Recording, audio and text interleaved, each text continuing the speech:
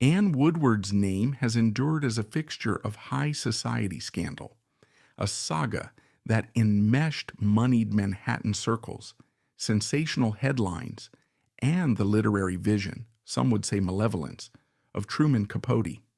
Her story, on the surface, reads like a macabre thriller, a social climber from hardscrabble origins who married into blue-blooded wealth, shot her husband under murky circumstances, and then stumbled through the wreckage of her life until a final, tragic act. And yet to regard Anne Woodward merely as some conniving gold digger, or harlot, as certain contemporaries labeled her, is to ignore the complexities of her background, the abusive dynamics that defined her marriage, and the roles powerful men played in orchestrating her downfall. Here, we explore her entire labyrinthine tale, weaving in the cunning presence of author Truman Capote, who turned her tragedy, and that of others, in the New York upper crust, into fodder for his unwritten masterpiece, with devastating results not only for Anne, but for himself as well. She was born Anne Crowell in 1915 in Pittsburgh, Kansas. Some sources list the year as 1915 or 1916, but the date that persisted in gossip and the press was 1915. The family lived in borderline poverty. The house had neither indoor plumbing nor reliable heat, a shack beset by the dusty ordinariness of a small Midwestern town short on promising jobs. Many years later, an adult Anne would recall the oppressive sense that there was no future in her home environment, that the entire region's modest prospects and stifling moral codes were roads to nowhere. Compounding those frustrations, her parents' marriage proved fractious. They were always short on finances, and the father was a stern man who found it increasingly difficult to stay afloat. By the time she was a teenager, Anne had lived in 8 different homes with an assortment of relatives, marking a nomadic childhood that left her determined to become self-sufficient and leave behind the stifling confines of small-town life. Tragedy visited early. Her brother died when she was still young, and her parents underwent a bitter divorce that scattered the family further. Her mother, Clara, remarried a controlling, abusive man who swiftly caused more chaos and heartbreak until that relationship too ended, though not before Clara faced a stillbirth that deepened her despair. Despite the adversity, Clara was a dogged survivor, taking multiple jobs, training whenever possible, trying to keep the family fed. Anne, for her part, nursed a burning aspiration. From the age of 11, she declared she wanted to be a film star, strutting in front of a mirror, mimicking the glamorous leads she saw at the local movie house. The cinematic world had become her means of escape from the gloom of Pittsburgh, Kansas. She lionized Joan Crawford, particularly Crawford's rags to riches trajectory in various roles, and fantasized about forging an identical metamorphosis. As Anne matured, her natural beauty became apparent. By the time she was in high school, she had the kind of face that garnered attention. Academically, she was considered bright, testing at around 130 on IQ measures, though her family's meager resources meant college was out of reach. She took a job in a local store modeling for a small catalog, receiving modest pay and compliments on her presence in front of the camera. In 1934 or 1935, accounts differ, she decided to lighten her hair, adopt the name Anne Eden, and set forth for New York City, ignoring her mother's pleas to stay or keep expectations modest. The older woman gave her $400 in $5 bills, the entire sum of her meager savings, and parted with a trembling hug. New York in the mid-1930s was a glittering, gritty swirl of opportunity. Struggling actors, dancers, and models all angled for their break, each possessed of youthful illusions about being discovered. Anne arrived in this world of heaving taxi lines, marquee lights, and hidden enclaves of bohemian artists.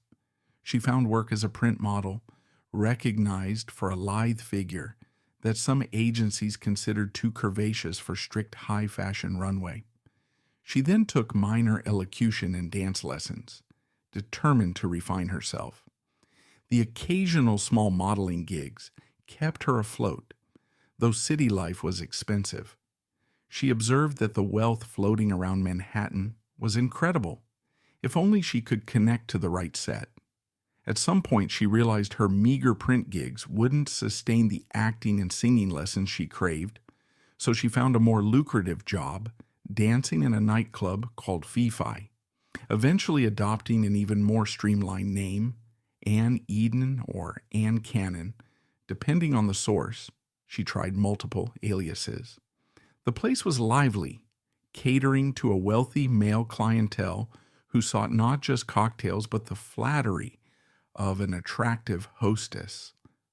Rumors abounded that she might have done more than dance or flirt, but Anne always dismissed those claims as malicious. Nevertheless, her presence there was noticed by wealthy men with a taste for a certain transgressive glamour. One such man was William Woodward Sr., a high-status banker in his mid-50s, from a grand patrician family that owned Bel Air Farm, famed for breeding racehorses.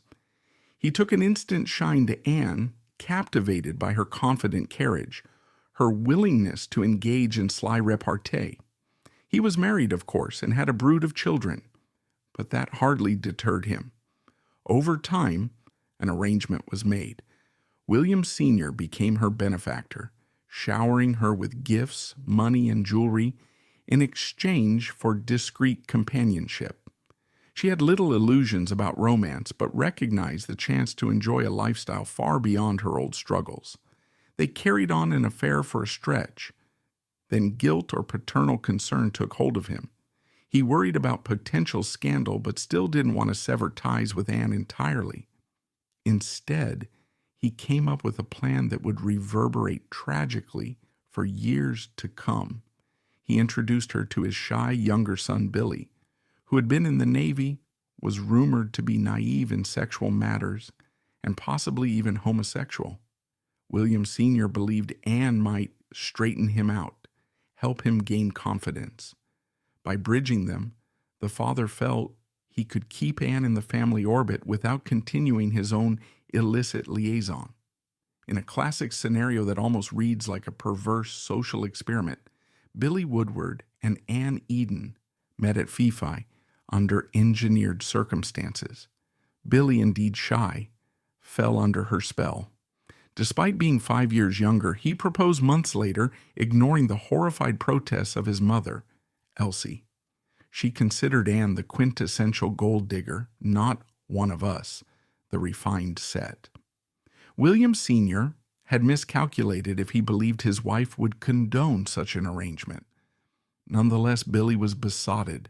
This exotic dancer was so different from the demure debutantes his mother had introduced him to. The pair married in 1943 or 1944, disputed sources again, and quickly discovered that differences in background might not be the only issue. Billy expected the carefree Fee-Fi hostess. Anne, on the other hand, quickly embraced the chance to join high society. She took lessons in posture, French etiquette, sought to cultivate a refined accent, and soon found herself pregnant. Their early marriage was marked by a forced closeness. Billy left for the Navy, then returned. They briefly lived with his parents, a humiliating arrangement that gave Elsie daily opportunities to disparage Anne. Billy's father had died, leaving behind the question of how Billy would manage the horse breeding enterprise and inheritance. The pair had children, 2 boys eventually, but the strain was enormous. He drank heavily, she discovered migraines and sedatives, and they took out their dissatisfaction in public spats. People who witnessed them at dinner parties described a toxic dynamic. Billy would say humiliating comments about her lowly origins, calling her a former showgirl or worse in front of guests, and she would respond with cutting remarks that revealed a fierce, protective pride. Yet it was also known that Billy could grow physically abusive, lashing out in drunken anger. Rumors of extramarital affairs plagued them both, with some men whispering that Anne was open to dalliances, and others pointing out Billy's rumored bisexuality. They were locked in a cycle of hateful arguments, followed by partial reconciliations. Married life gave Anne the outward symbols she'd once longed for: a luxurious Manhattan brownstone, vacations to Europe, the aura of Bel Air Farms thoroughbreds. She frequented best-dressed lists, rubbed elbows with socialites, and was featured in glossy magazines. Nevertheless, the old money set never truly welcomed her. She had grown up poor, and that stigma was not easily forgiven by aristocratic families that had married for money or titles themselves, as Anne once sardonically observed. Her mother-in-law, Elsie, guarded the family's name fiercely. The whispered gossip labeled her the gold digger from nowhere, a woman who used cunning to entrap Billy. Meanwhile, Billy's father, having orchestrated the earliest introduction, seemed to vanish from memory. Truman Capote entered the story as a parallel figure who had also endured a turbulent childhood. Born in New Orleans, some sources say Alabama, to a mother who resented him, he was shuffled among relatives, developing a sense of not belonging. His mother eventually remarried a financially comfortable man, which gave young Truman a somewhat improved environment, though he never felt truly secure. Capote, too, had an extraordinary ambition and an equally large appetite for mischief. By the late 1940s, his writing was drawing serious attention, culminating in his success with Other Voices, Other Rooms, 1948, a semi-autobiographical novel. He then soared to mainstream fame upon publishing Breakfast, At Tiffany's, 1958, and especially In Cold Blood, 1966, which gained him both fortune and critical acclaim. Through the 1950s and 1960s, he insinuated himself into New York's highest social circles, courting the friendship of wealthy women he called his swans, aristocrats or pseudo-aristocrats who found him witty, flamboyant, and refreshingly irreverent. Capote's darkest impulses led him to toy with the secrets of these high society circles, culminating in an unfinished novel he referred to as Answered Prayers. He planned to base characters on real individuals from the elite, exposing their hidden affairs, humiliations, and felonies under the veneer of fiction. The Woodward scandal, in which Anne shot Billy in their home one night in 1955, tantalized him as the perfect centerpiece. The marriage was known to be a fiasco, clouded by rumors of violence, infidelity, even involvement from Father William Sr. The actual shooting occurred on October 30th, 1955, after a night at a party honoring the Duke and Duchess of Windsor. The couple returned home to Oyster Bay on Long Island, carrying shotguns they had readied due to reports of an alleged prowler. According to Anne's account, she heard a noise in the hall, believed it to be the intruder, and fired. Only afterward did she realize it was her husband. She claimed no knowledge of how or why he'd come that way, though some neighbors alleged hearing a short heated exchange before the gunshot. Enormous publicity followed the shooting. The police arrived to find Anne in a near-hysterical state, sobbing over her husband's body. She made contradictory statements. Some said she changed her story about how many shots she fired or how long she had waited before calling. Billy's mother, Elsie, might have suspected foul play, but recognized a murder trial would bring the entire family under humiliating scrutiny. Her formidable connections helped steer the grand jury to decline to indict Anne. Meanwhile, family lawyers hammered out a plan. In return for not being charged, Anne was to relinquish guardianship of her children, sending them off to Swiss boarding schools for a chunk of the year, essentially ceding them to Elsie's control. The public story was that It was an accident, a tragedy with no charges pressed. But everyone in that circle quietly judged whether Anne might indeed have shot Billy on purpose, possibly triggered by Billy's threats to divorce her, or by revelations about her scandalous past that he gleaned visiting Pittsburgh, Kansas weeks earlier. The bullet that ended Billy's life also ended Anne's illusions of acceptance. Shunned by New York's polite society, she fled abroad, seeking anonymity. This was where Capote, rumored to have disliked her personally, especially after an altercation in Switzerland in 1956, during which she allegedly called him homophobic slurs, and he responded with his own scathing insults, found a story. He decided to immortalize her in his final literary gamble. Answered Prayers, as he once explained, would be a scathing Roman à clay, exposing the hypocrisy of the wealthy circles. The version of Anne that Capote intended to paint was unsparing. A callous social climber, a manipulative killer, a woman who had trapped Billy Woodward and rid herself of him when the marriage no longer suited her. This determination was also fueled by a petty desire for vengeance after she disparaged him, not to mention the additional drama that might catapult the novel's success akin to In Cold Blood. Anne Woodward spent the intervening years trying to reassemble her life, but in 1975 rumors started that Esquire would publish an excerpt from Capote's forthcoming Answered Prayers, in which he depicted a fictional stand-in, Anne Hopkins, widely recognized as a caricature of Anne. The passages were said to brand her a cunning murderer who shot her husband in cold blood, mocking her background mother and even the manner in which she carried on after the tragedy. Horrified at the prospect of being revilified and humiliated, she considered fleeing again.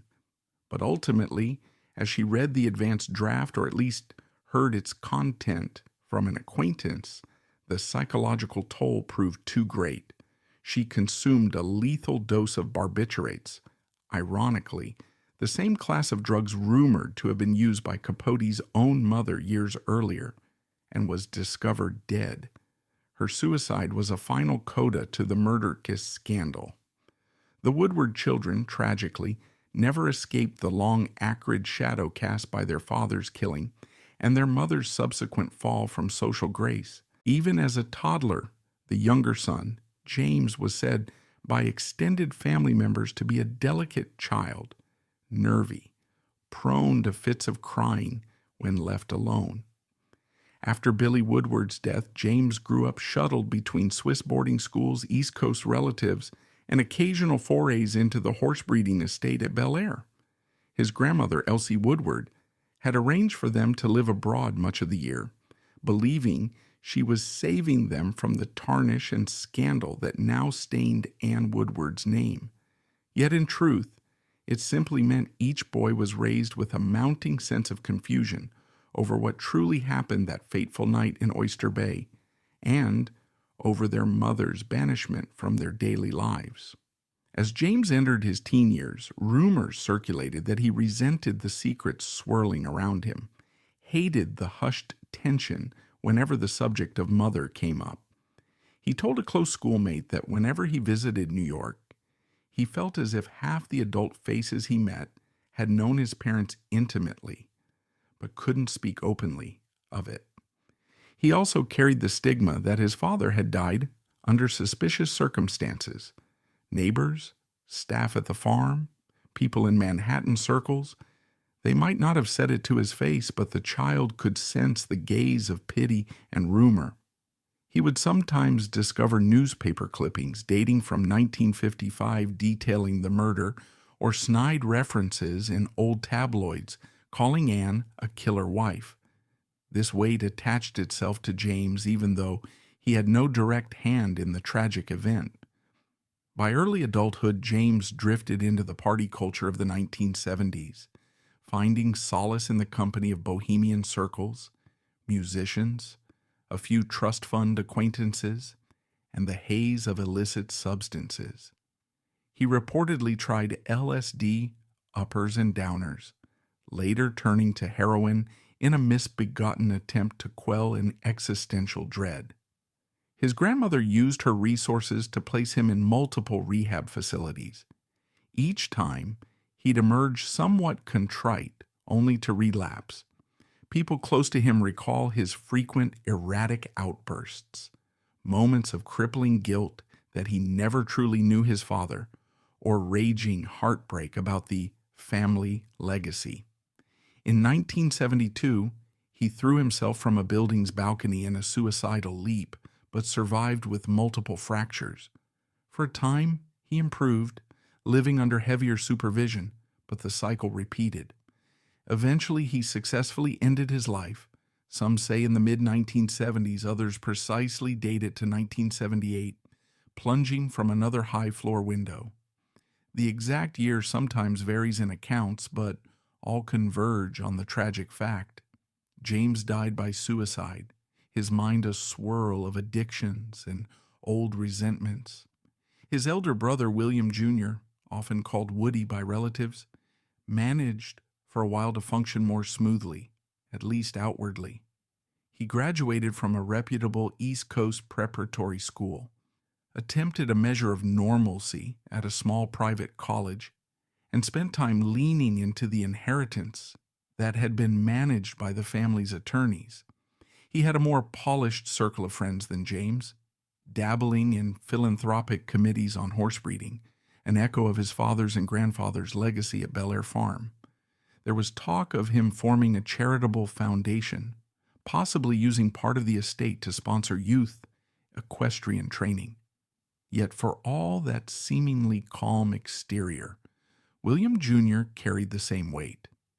He had nightmares about that night in 1955, told a cousin that he could never truly rest because he felt haunted by a bullet we never heard.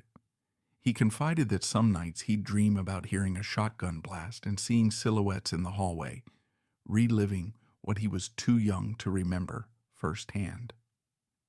As William Jr. reached middle age in the 1980s and 1990s, he navigated a series of personal upheavals, short-lived relationships, rumored infidelities mirroring what had haunted his parents, and financial spats over trust funds. Some of his old friends from boarding school, in carefully worded recollections, mentioned that he struggled with depression and anxiety, especially around anniversaries related to his father's death or mother's own subsequent suicide. He tried therapy, read self-help tomes, and once consulted a spiritual advisor who recommended rituals of forgiveness. The advisor believed he needed to release the ancestral trauma as though the entire lineage was cursed. But the gloom wouldn't lift. In 1999, presumably at a low emotional ebb, William Jr. stepped off the 14th floor ledge of his Manhattan apartment. That final horrifying act snuffed out the last direct descendant of Billy and Anne in that generation. Elsie Woodward, the imperious matriarch who had orchestrated so much of the family's post-1955 hush, lived long enough to witness the heartbreak of both grandsons' tragic ends. Depending on conflicting sources for James's exact date of death, some say she might have died shortly before or after. Ironically, her entire strategy, removing them from Anne's care to save them, hadn't shielded them from the intangible condemnation that the scandal inflicted. Despite her efforts to preserve the family name, to place the grandsons in structured, elite environments, and to keep them far from Anne, the black cloud of the 1955 shooting never truly dissipated. Years later, occasional chroniclers of Manhattan or Long Island society might compile a footnote about the Woodward children, calling them cursed heirs, or labeling it the Bel Air tragedy. The illusions of wealth, the veneer of philanthropic success, all were overshadowed by the knowledge that both boys eventually chose to take their own lives. Some friends in interviews described them as haunted by the intangible rumor that their mother had murdered their father and that their grandmother forcibly removed her from their life, leaving them in a no-man's land of speculation, guesswork, and hushed references. Without closure, they were doomed to spin in mental circles, doping themselves or burying themselves in unfulfilling pursuits until they succumbed to despair. One might interpret the entire narrative as a demonstration of how scandal can metastasize across generations. The children weren't alive to see the bullet fired or to weigh the arguments for whether it was murder or an awful accident. Yet the stigma attached to their family name never left them. Each attempt at forging an independent identity seemed overshadowed by stares and whispers. Manhattan society had a long memory, after all. The trust funds, the patrician schooling, the thoroughbred pedigrees, none could provide emotional grounding in the face of such a traumatic origin story. Anne's banishment from New York, ironically intended to let the boys grow up under calmer circumstances, might have accelerated their sense of rootlessness. They lack the maternal presence that might have provided some direct version of events, even if that version was flawed. Instead, they got awkward half-truths from paternal relatives. When the older William Jr. returned from Swiss schools each summer, some caretaker from the estate might have tried to maintain normalcy with tennis matches or riding lessons. But the hush around "what happened to your father" lay at the center, unmentionable. The day he turned old enough to read newspapers, the day he discovered diaries or letters referencing that night, these revelations hammered him with the knowledge that his entire existence was shaped by a single, violent instant. Over time, he became stoic, then cynical, vacillating between trying to be a proper scion of the Bel Air name and wanting to cast it all off. Ultimately, despair won. For James, the downward spiral was starker. The infiltration of heavy drugs, the repeated suicidality, culminating in an end only partially documented but widely rumored to be self-inflicted. The brothers' dual suicides effectively annihilated the direct line from Billy and Anne, leaving the question of whether Elsie's attempts at damage control inadvertently destroyed the very heirs she wanted to protect.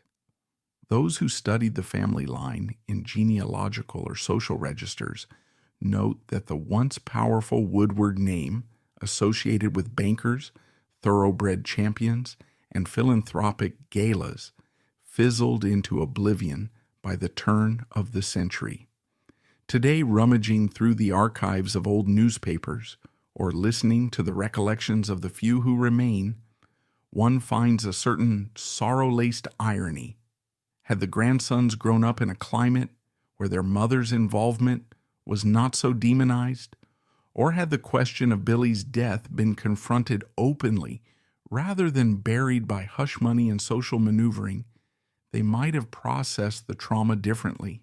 Instead, they lived in perpetual rumor, often teased by classmates or pitied by tutors, which warped their sense of identity. Hence, even the well-intentioned actions of Elsie Woodward, who probably believed she was acting in the best interest of the children, didn't unravel the generational burden. The story stands as a cautionary tale about how a single bullet can echo across time.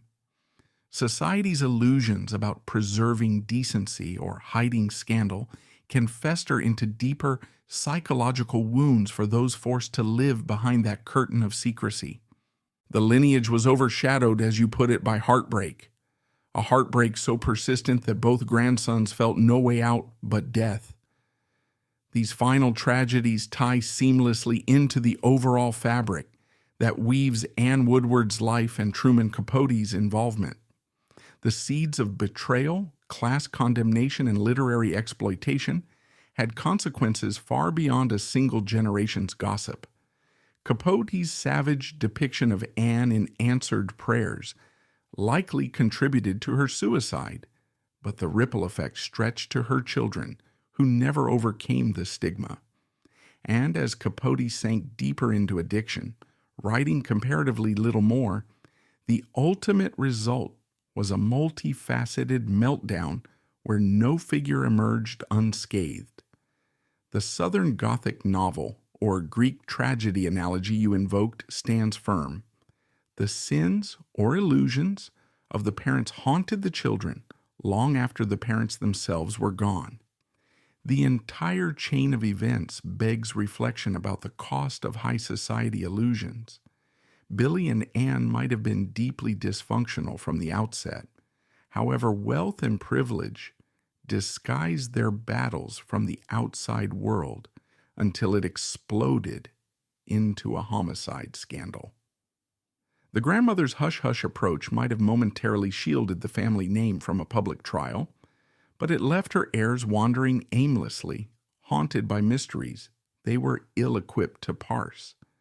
The cyclical heartbreak underscores that illusions of control, be it Elsie's illusions of rescuing the family name or Billy's illusions of forging a carefree union with a showgirl, unravel in time.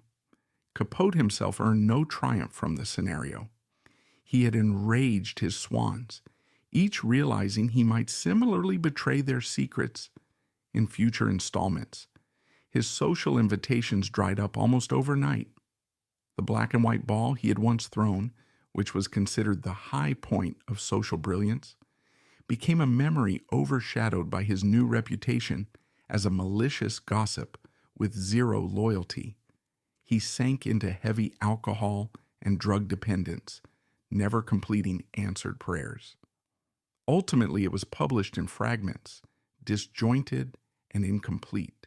His health deteriorated, culminating in his passing in 1984, riddled by regrets, nightmares, and the scorn of those he once considered friends. The novel sections that did appear remain infamous for their scurrilous revelations about high society and for the role they played in pushing Anne Woodward to end her life. This entire narrative stands as a stark reflection on the destructive power of gossip, jealousy, and ambition. Anne was an orphan from impoverished Pittsburgh, Kansas, determined to climb out of a rootless existence. She soared into the life of shimmering Manhattan soirees, only to discover it demanded a price. Billy was a naive scion who found liberation in the arms of a woman from another world, until resentment, class snobbery, and personal demons consumed both.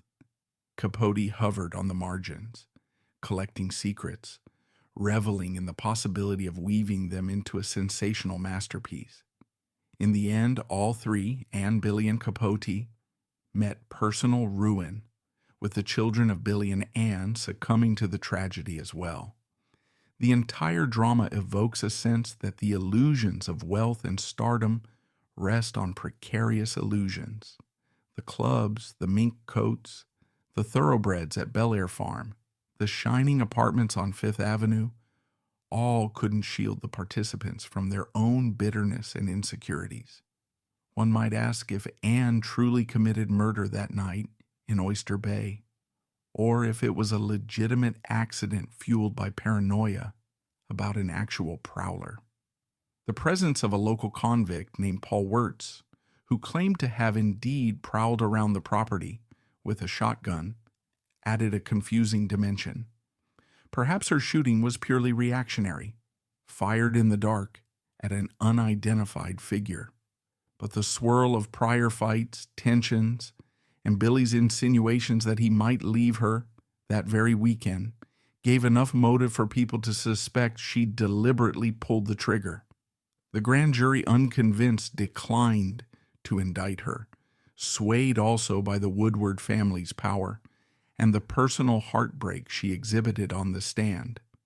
Yet neighbors reported hearing footsteps, a 20-minute gap between the shot and her calls for help, factors that indicated she might have hesitated or staged the aftermath. That divide remains forever unsettled.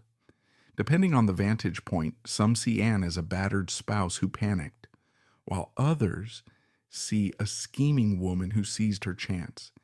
Even if she was innocent of murder, her life afterward was a torment. Shunned by the very circles she yearned to join, losing custody of her children for the sake of escaping murder charges, she lived in partial exile, crossing Europe's glamorous locales, but never finding actual acceptance.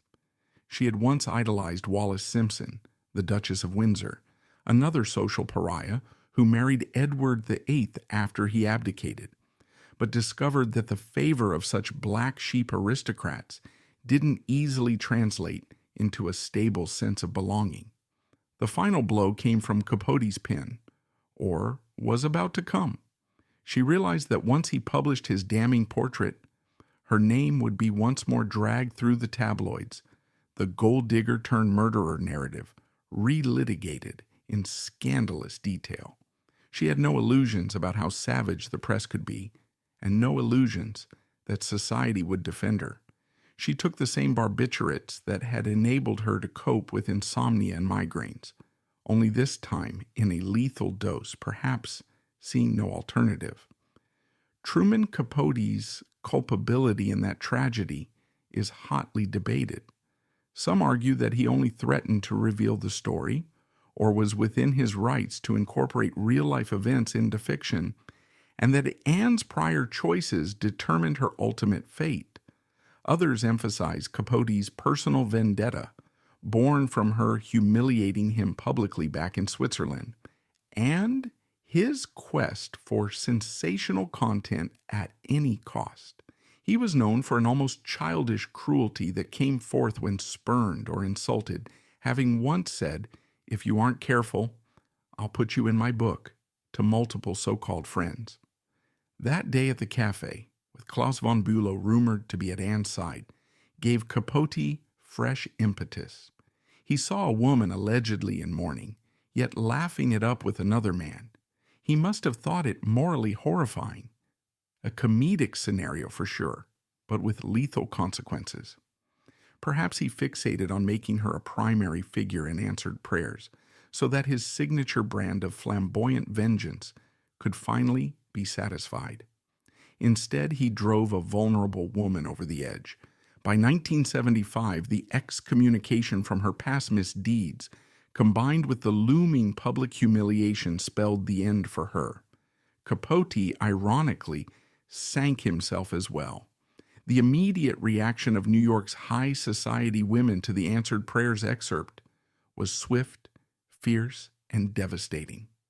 People like Babe Paley and Slim Keith, once his beloved swans, the glamorous confidants he paraded in magazine spreads and on talk shows, looked at these vignettes he'd crafted and saw themselves, or saw others who were close enough to themselves that it was impossible to deny.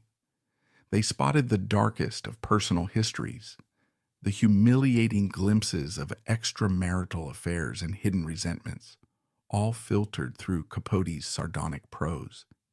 Every detail was so intimately precise, it was like being stripped bare in front of the entire city. In their eyes, the illusions of deep friendship had been shattered. No longer was Capote the witty, elfin companion who orchestrated parties where the champagne never stopped flowing. Now he was a traitor who had mined their secrets for the sake of a sensational, thinly veiled novel. The hush that fell over the St. Regis bar, the Colony Club, or the swanky restaurants Capote frequented was telling. The invites dried up, phone calls stopped. He tried playing it off as, "But I'm an artist. Did you really believe your secrets were safe?" But that only inflamed their sense of betrayal.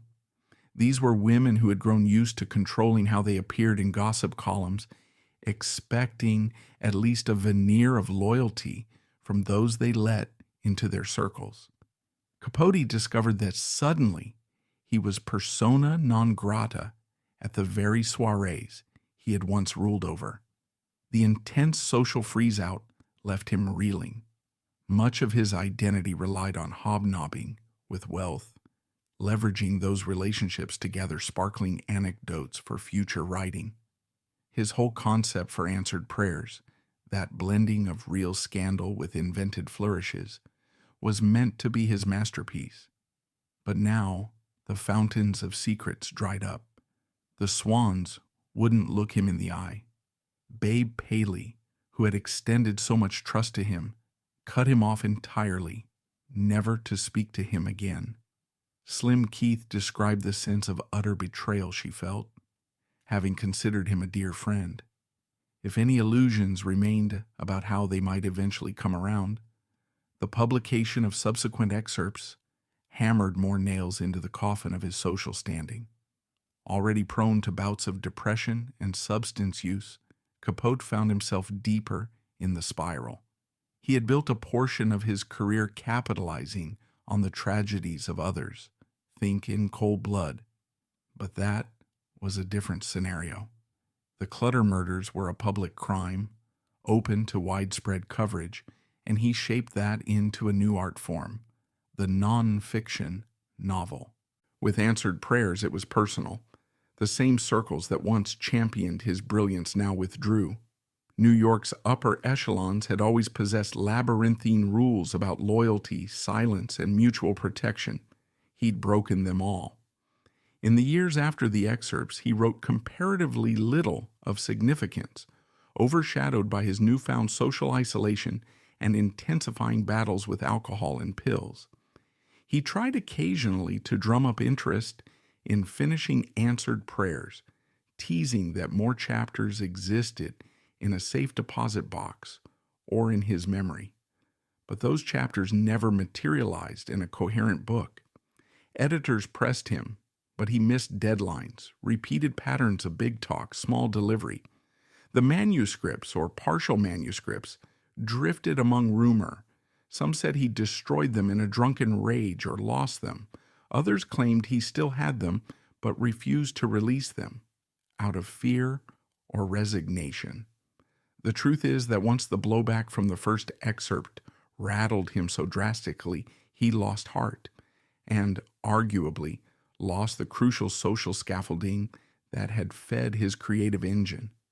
By the early 1980s, he was a man mostly adrift, popping up on late-night television with slurred speech, occasionally providing glimpses of wit, but overshadowed by an obvious sadness. Friends who stayed by him, like Joanne Carson, the ex-wife of Johnny Carson, tried offering him emotional support. He died in Joanne's home in Los Angeles in August 1984 at the age of 59, under the haze of multiple substances. He reportedly spoke about his mother in his final hours, an echo of the haunting parallels that so many found in his personal tragedies and the tragedies he wrote about. It was a final note of sorrow for the child who had so yearned for love, only to replicate the cycle of betrayal and secrecy among those he had once adored. The tapestry linking Capote and Anne Woodward might look on the surface like an incongruous pairing, a flamboyant literary darling from the Deep South, champion of new journalism, entangled with a Midwestern farm girl who reinvented herself into a socialite murderess. But the common ground they shared, unstable childhoods, deep cravings for acceptance among the wealthy, and an almost pathological desire for reinvention, bound them at a metaphysical level. He recognized in her the same drive to outrun shame, to bury one's real roots, and to transform adversity into a tool. Only in his case, that tool was the pen, which he wielded like a scalpel against those he felt had slighted him.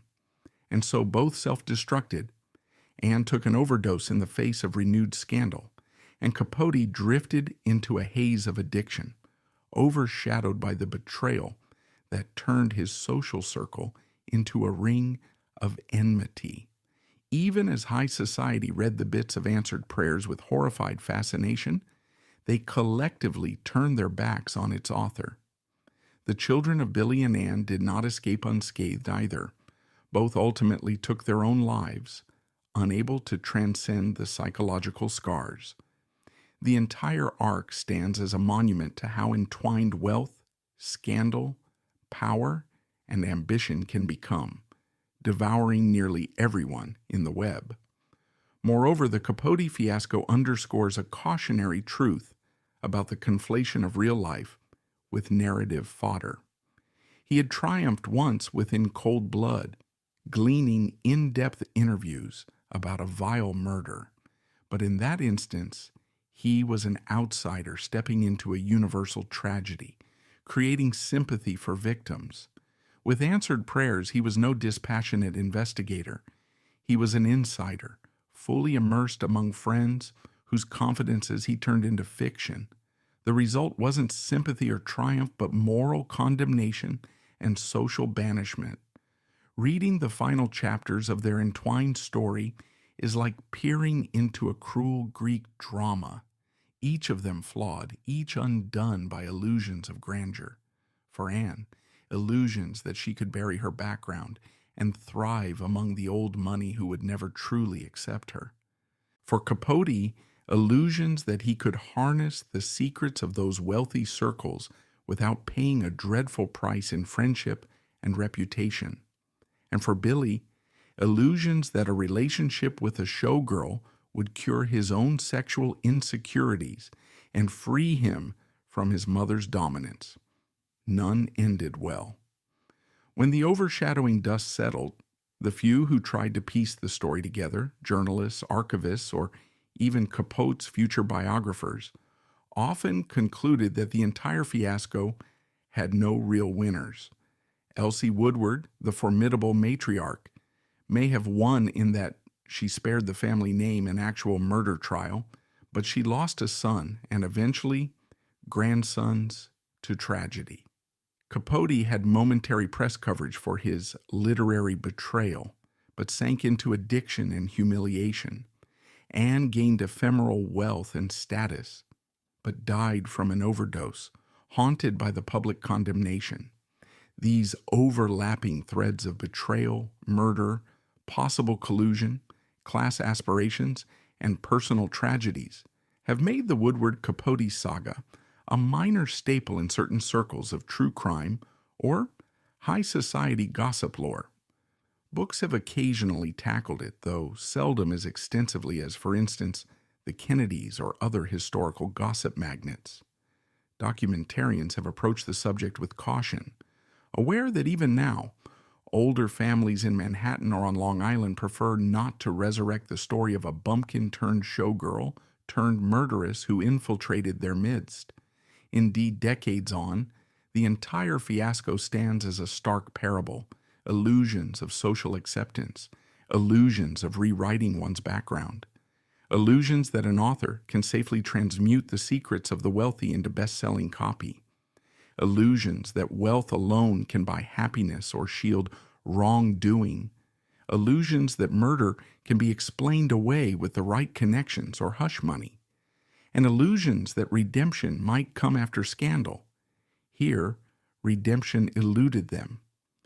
In the end, the grave of Anne Woodward is rarely visited, overshadowed by the final tragedy of her children's suicides.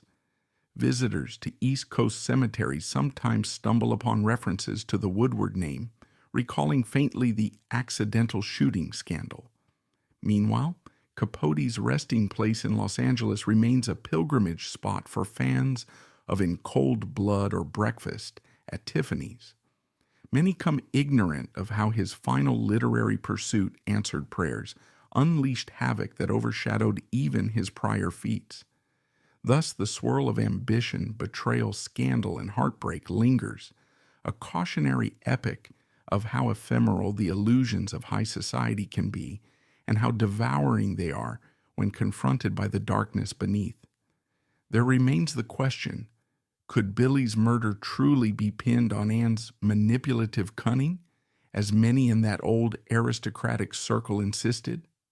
Or was it a freak accident preceded by psychological torment, battered wife dynamics, and personal illusions? The annals of the case remain inconclusive. The final result is that no legal charges stuck, yet moral condemnation lingered, culminating in her lonely end. The children's subsequent tragedies underscore that the poison of that fateful night's bullet continued for decades. Their suicides in adulthood illustrate that not even the protective net of grandmother Elsie's money could spare them from the cruelty of rumor, and the heartbreak of parental loss. Meanwhile, the myth around the case remains, as do the haunted corridors of Oyster Bay whispered about by local realtors whenever a prospective buyer wonders about the mansion's legacy. Truman Capote, on the other side, never completed his so-called magnum opus. Answered Prayers only appeared in fragmentary form in Esquire, leaving behind a half-constructed labyrinth of scathing social commentary. He had once boasted that the novel would do for high society what In Cold Blood had done for small-town murder, but after the swirl of condemnation, the invitation stopped, the phone calls dried up, and he exiled himself to further substance abuse. His career's apex, the black and white ball in 1966, became a memory, replaced by a solitary decline. Some of his old acquaintances quietly invited him to small dinners, but many of the swans who had adored him refused to see him at all. And so the story ends with both major players undone. Anne, the outsider who forced her way into the Woodward name, found no redemption and surrendered to barbiturates rather than face renewed public scorn. Truman, the flamboyant wordsmith, discovered that in ridiculing real people's tragedies to juice up his fiction, he destroyed whatever trust the glitterati had in him, and ultimately destroyed his own creative spark in the process. Their fates reflect the moral that fame, money, and social climbing, combined with a ruthless appetite for scandal, can bring about a cataclysm that few can survive with grace. Perhaps that is what compels us still, the swirling sense that the Anne Woodward case was less about